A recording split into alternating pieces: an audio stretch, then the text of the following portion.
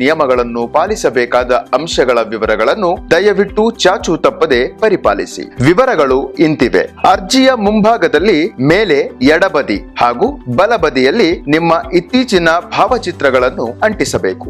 ಫೋಟೋಗಳು standard passport ಅಳತೆಯಲ್ಲಿ ಇರಬೇಕು. ಒಟ್ಟಾರೆ 4 ಫೋಟೋಗಳನ್ನು ಸಲ್ಲಿಸಬೇಕು. ಅರ್ಜಿಯ ಎಡಭಾಗದಲ್ಲಿನ ಬಾಕ್ಸ್ ಮೇಲೆ ಫೋಟೋ ಗಮ್ನಿಂದ ಅಂಟಿಸಿ ಅದರ ಮೇಲೆ ಎಡ ಹೆಬ್ಬೆಟ್ಟಿನ ಗುರುತನ್ನು ಪೂರ್ತಿಯಾಗಿ ಫೋಟೋ ಮೇಲೆ ಗುರುತಿಸಿ. ಮುಖದ ಮೇಲೆ ಹೆಬ್ಬೆಟ್ಟಿನ ಗುರುತು ಬೀಳದಂತೆ ಗಮನಿಸಿ. ಸಹಿ ಮಾಡುವವರು ಫೋಟೋ ಮೇಲೆ ಪೂರ್ತಿ ಸಹಿ ಬರುವಂತೆ ಮಾಡಬೇಕು. ಮುಖದ ಮೇಲೆ ಸಹಿ ಗುರುತು ಮೂಡದಂತೆ ಗಮನಿಸಿ.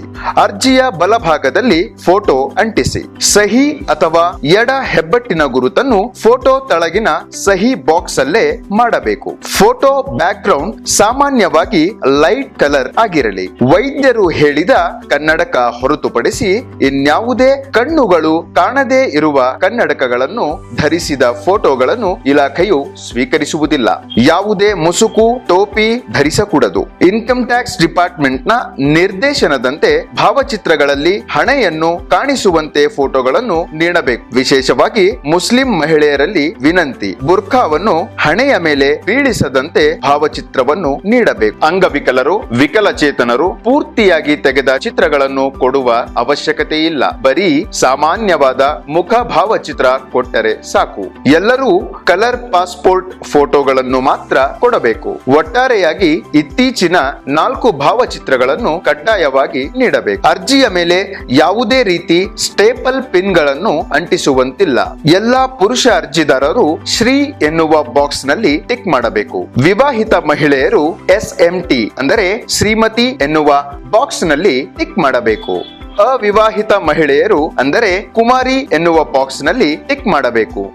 ಅರ್ಜಿದಾರರು ತಮ್ಮ ಮೊದಲ ಹೆಸರನ್ನು ಕ್ಯಾಪಿಟಲ್ ಲೆಟರ್ಸ್ ಅಲ್ಲಿ ಮೊದಲ ಬಾಕ್ಸ್ ನಿಂದ ಶುರು ಮಾಡಿ ಬರೆಯಬೇಕು. ತಮ್ಮ 2ನೇ ಹಾಗೂ 3ನೇ ಹೆಸರನ್ನು ಕ್ರಮವಾಗಿ 1, 2, 3ರ ಬಾಕ್ಸ್ ನಲ್ಲಿ ಬರೆಯಬೇಕು. ಉದಾಹರಣೆಗೆ ನಿಮ್ಮ ಹೆಸರು ವೇಣುಗೋಪಾಲ್ HP ಆಗಿದ್ದರೆ ವೇಣುಗೋಪಾಲ್ ಎನ್ನುವ ಹೆಸರನ್ನು ಮೊದಲ ಬಾಕ್ಸಿನ ಲೈನಿನಲ್ಲಿ ಬರೆಯಬೇಕು.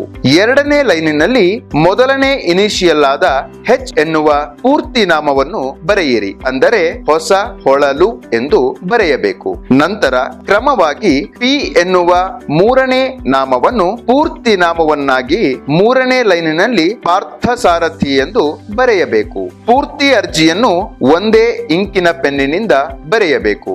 ನಿಮಗೆ ತಿಳಿದಿರಲಿ, ಆಧಾರ್ ಕಾರ್ಡ್ ನ ಮೇಲೆ ನಿಮ್ಮ ಹೆಸರು ಮತ್ತು ಸ್ಪೆಲ್ಲಿಂಗ್ ಏನಿರುತ್ತದೋ ಅದೇ ನಿಮ್ಮ ಪ್ಯಾನ್ ಕಾರ್ಡ್ ಮೇಲೆಯೂ ಇರುತ್ತದೆ. ಹಾಗಾಗಿ ಆಧಾರ್ ಕಾರ್ಡ್ ನ ಮೇಲೆ ಇರುವ ನಿಮ್ಮ ಹೆಸರು ಅರ್ಜಿಯಲ್ಲಿ ಬರೆಯುವ ನಿಮ್ಮ ಹೆಸರು ತಪ್ಪಾಗದಂತೆ ನೋಡಿಕೊಳ್ಳಿ. ಅರ್ಜಿಯ ಮುಂಭಾಗದಲ್ಲಿರುವ ಅಸೆಸಿಂಗ್ ಆಫೀಸರ್ AO ಕೋಡ್ ಎನ್ನುವ ಬಾಕ್ಸ್ ಅನ್ನು ಕಚೇರಿ ಉಪಯೋಗಕ್ಕೆ ಮೀಸಲಿಡಲಾಗಿದೆ. ಫೀಲ್ಡ್ 3ರಲ್ಲಿ ಅರ್ಜಿದಾರರ ಮೂಲ ಹೆಸರನ್ನು ಹೊರತುಪಡಿಸಿ ಮತ್ತೊಂದು ಹೆಸರು ಇದ್ದರೆ ಎಸ್ ಎನ್ನುವ ಬಾಕ್ಸ್ ಅಲ್ಲಿ ಟಿಕ್ ಮಾಡಿ ಅಗತ್ಯ ದಾಖಲಾತಿಗಳನ್ನು ಸಲ್ಲಿಸಿ.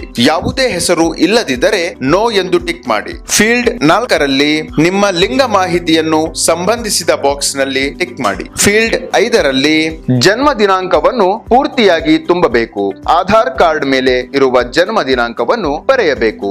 ಒಂದು ವೇಳೆ ಆಧಾರ್ ಕಾರ್ಡ್ ನಲ್ಲಿ ಜನ್ಮ ದಿನಾಂಕ ಹಾಗೂ ತಿಂಗಳ ಮಾಹಿತಿ ಇಲ್ಲದಿದ್ದರೆ ಡೊಮಿಸೈಲ್ ಸರ್ಟಿಫಿಕೇಟ್ ಅನ್ನು ಸಂಸ್ಥೆಯ ಮೂಲಕ ಲಗತ್ತಿಸಲಾಗುವುದು. ಷರತ್ತುಗಳು ಅನ್ವಯ. ಫೀಲ್ಡ್ 6ರಲ್ಲಿ ಪಾಲಕರ ಹೆಸರಿನ ವಿಭಾಗದಲ್ಲಿ ತಂದೆ ಅಥವಾ ತಾಯಿ ಯಾರಾದರೂ ಒಬ್ಬರ ಹೆಸರು ಮಾತ್ರ ಬರೆಯಿರಿ. ಇನಿಷಿಯಲ್ ಹಾಕುವ ಅವಶ್ಯಕತೆ ಇಲ್ಲ.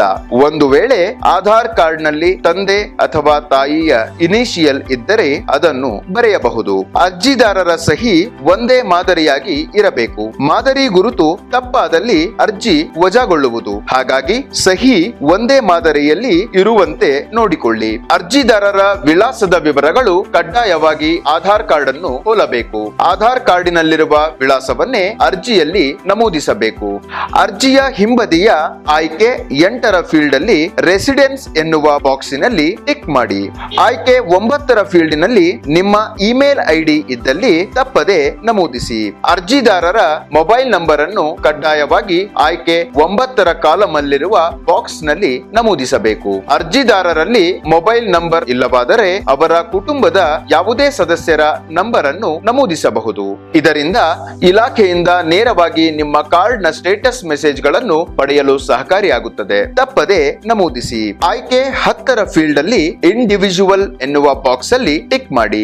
ಇತರೆ ವ್ಯವಹಾರದ ಪ್ಯಾನ್ ಗಾಗಿ ಸಂಬಂಧಪಟ್ಟ ಬಾಕ್ಸ್ ನಲ್ಲಿ ಟಿಕ್ ಮಾಡಿ. ಫೀಲ್ಡ್ 12ರಲ್ಲಿ ಅರ್ಜಿದಾರನ ಆಧಾರ್ ಸಂಖ್ಯೆಯನ್ನು ಮೊದಲ ಬಾಕ್ಸ್ ನಿಂದ ಬರೆಯಿರಿ. ಒಂದು ವೇಳೆ ಅರ್ಜಿದಾರರ ಆಧಾರ್ ಕಾರ್ಡ್ ನಂಬರ್ ನಿಮಗೆ ಇನ್ನೂ ದೊರಕದಿದ್ದಲ್ಲಿ ಆಧಾರ್ ನೋಂದಣಿ ಸಂಖ್ಯೆಯನ್ನು 2ನೇ ಲೈನಿನ ಮೊದಲ ಬಾಕ್ಸ್ ನಿಂದ ಬರೆಯಿರಿ ಮತ್ತು ಆಧಾರ್ ಕಾರ್ಡ್ ನಲ್ಲಿರುವ ಹೆಸರನ್ನೇ ಇಲ್ಲಿ ಬರೆಯಬೇಕು.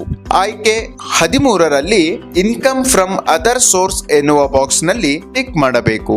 ಆಯ್ಕೆ 14ರ ಫೀಲ್ಡ್ ಅಲ್ಲಿರುವ ಬಾಕ್ಸಿನಲ್ಲಿ ಒಂದು ವೇಳೆ ಅರ್ಜಿದಾರರು 18 ವಯಸ್ಸಿನ ಒಳಗೆ ಇದ್ದಾಗ ಅವರ ಪಾಲಕರು ಅವರ ಹೆಸರು ಮತ್ತು ವಿಳಾಸಗಳನ್ನು ಇಲ್ಲಿ ಪೂರ್ತಿಯಾಗಿ ತುಂಬಬೇಕು. ಕೊನೆಯ ಆಯ್ಕೆ 15ರಲ್ಲಿ ಎಲ್ಲಾ ಬಾಕ್ಸಿನಲ್ಲಿ ಆಧಾರ್ ಎಂದು ಬರೆಯಿರಿ. ಕೊನೆಯ 16ನೇ ಆಯ್ಕೆಯಲ್ಲಿ ಮೊದಲಿಗೆ ನಿಮ್ಮ ಹೆಸರು, ನಂತರದ ಬಾಕ್ಸ್ ನಲ್ಲಿ ಇಂಡಿವಿಜುವಲ್ ಎಂದು ಬರೆಯಿರಿ. ಹಾಗೆಯೇ ಸಹಿ ಮಾಡುವುದನ್ನು ಮರೆಯಬೇಡಿ. ಸಹಿಯು ಒಂದೇ ರೀತಿ ಇರುವಂತೆ ಮಾಡಬೇಕು. ಕೊನೆಯಲ್ಲಿ ಗಮನಿಸಿ, ಸ್ಥಳ ಮತ್ತು ದಿನಾಂಕವನ್ನು ತುಂಬಬಾರದು. ಇದನ್ನು ಕೇಂದ್ರ ಕಚೇರಿಯಲ್ಲೇ ಭರ್ತಿ ಮಾಡಲಾಗುತ್ತದೆ.